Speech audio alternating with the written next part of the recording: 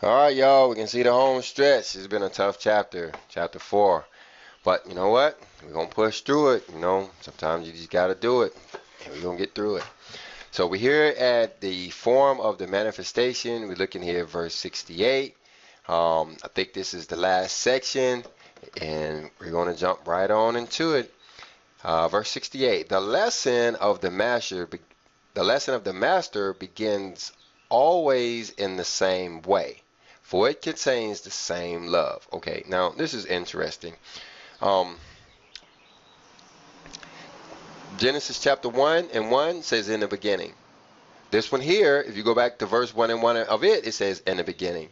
Then you look at the four gospels. This is saying that it starts in the same way. So doesn't that imply that the gospel according to John may have been the first gospel when it starts off in the beginning? Alright, it says it right here. It starts off in the same way. And you remember that the order of those books is, according to the Catholic Church, not according to anybody else. It begins in love and ends in charity. So in the beginning was the Word was God, and the Word was God. So he's already told, he begins with the Word. He's already, with you. You brought my limo back? Two words within which all my manifestations are enclosed. Okay? Love and charity. A lot of them define them as the same thing, ain't this thing? Love and charity. Come here. Let me help you out back there. So what's the difference between love and charity? I'm going to push this button over here and see how you get. I don't know. Both of them are acts. A synonym for love is darling, dear, dearest, sweetheart, honey, affection, adoration, friendship, while charity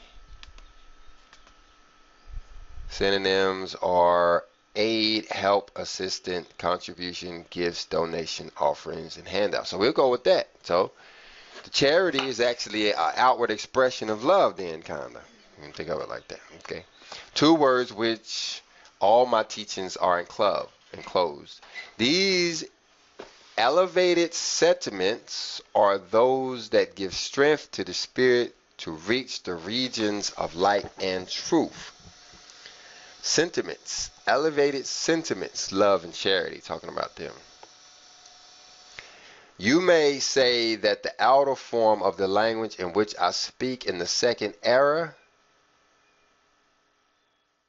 and that which I use now are different. And in part you are right, for Jesus spoke in that time in the terms and customs of the towns in which he lived, as today I do according to the mentality of those who hear my word. But the essence of that flows from that word is the same. It is one and unalterable. Yeah. When Messiah walked around, you can imagine what was going on. Shoot, the Lord coming now. He coming with DMX. You know what I mean? He rap. Shoot. He comes in what he ready for. So yeah, it is different. He was in a different time. You wouldn't expect him to come now talking about some these, thous, and all that. Well, you wouldn't have expected him to come then talking about some what's up. Coaching the fight. This, however, has been unnoticed by those whose hearts are hardened and whose minds are closed. So the hard minds and the hard hearts and the closed minds aren't going to realize that no, it's the same. It's just the 2018. It's just the 1886 version of it, but it's the same thing. He's saying it in the same way, speaking the same language. Those who know him hear his voice. Verse 70, O unbelievers, come to hear me often. My word will defeat your doubt. So, you can doubt for long you want. It's like a thing where we all sit here and look and see who gonna be the doubt for the longest. And long as you ain't that last dude gonna get laughed at pretty hard. But everybody gonna be doubtful to some extent, I guess.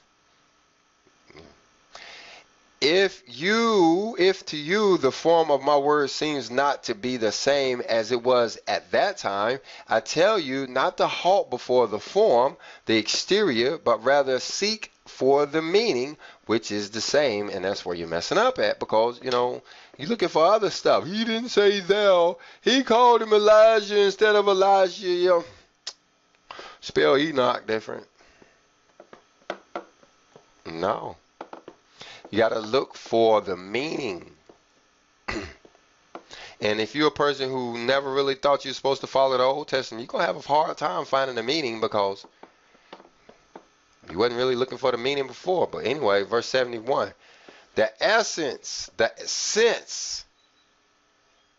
is always one. The divine is eternal and immutable.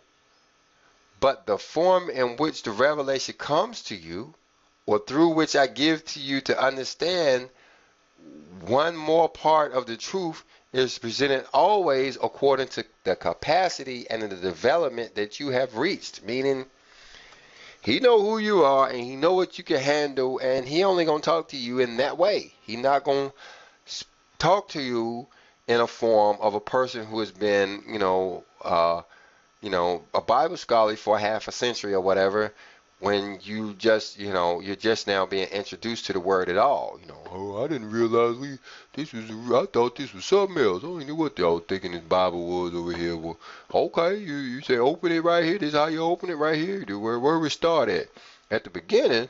Oh, okay. If you one of them guys, he talks to you in a way you can understand. That's the beauty of our Father, is he is our Father. In the same way, I have 7 kids, and they're all different. And I recognize them as all being different. And, he recognizes us as being different, and he treats us different. He don't put more on there's some of my kids are physical while others are mental. Well, the one that's mental, you don't slap him behind, the new set of jet skis and say, go out there and do donuts. He gonna crash. He gonna crash. He ain't physical. Why is the other one, what I'm saying? Just give him the keys. Don't worry about it. Be all right. The essence is always one, for the divine is eternal, immutable, but the form in which the revelation comes to you, and through which I give to you the understanding one more part of the truth, is presented always according to the capacity and development that you have reached. Hermes Academy. Power, patience, continence, and faith. We teach virtue.